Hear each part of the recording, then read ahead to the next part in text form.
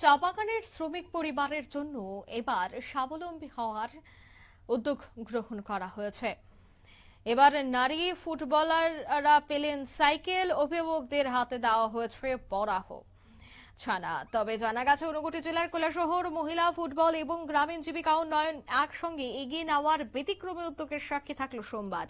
Baikunthanath তর্কভূষণ Memorial ট্রাস্টের উদ্যোগে ঊনকোটি কলাক্ষেত্রে আয়োজিত এক অনুষ্ঠানে ফুলজানু মহিলা ফুটবল ক্লাবের 30 জন ফুটবলারদের হাতে বিনামূল্যে সাইকেল এবং 30 জন অভিভাবকদের হাতে এদিন দেখা গেল যে বরাহ ছানা তুলে দেওয়া হয়। অনুষ্ঠানে প্রধান অতিথি হিসেবে উপস্থিত ছিলেন রাজ্যপাল ইন্দ্রসেনা রেড্ডি নাল্লু। এছাড়া উপস্থিত ছিলেন ট্রাস্টের সভাপতি প্রণব রায় সহ অন্যান্যরা। ফুলজানু মহিলা ফুটবল ক্লাবটি বর্তমানে ত্রিপুরার অন্যতম বৃহৎ নারী ফুটবল সংগঠন।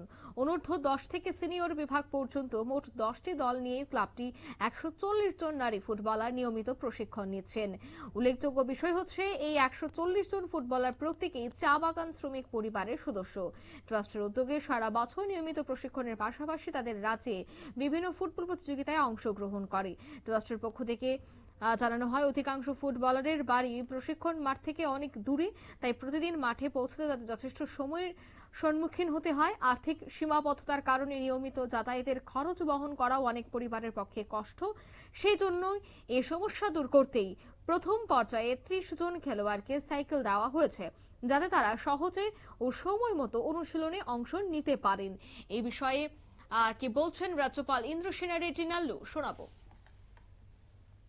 Development that this trust embodies. I also had the pleasure of gracing the closing ceremony of the Kumargat football tournament organized by the trust, and I am delighted to see the organizers continue to commitment to Tripura's progress. The work of the BTM Trust is a shining example of how civil society can partner with the government to build a stronger Tripura. Your focus areas, social development, sports promotion and livelihood generation, align perfectly with our state's vision of an Unnato and Sreshtato, developed and great Tripura. আপনারা শুনলেন রাজ্যপালের বক্তব্য। অন্যদিকে তাদেরকে প্রশিক্ষণের জন্য কোনো ধরনের অসুবিধা না হয় সেজন্যই কিন্তু এই সাইকেল প্রদান করা হয়েছে।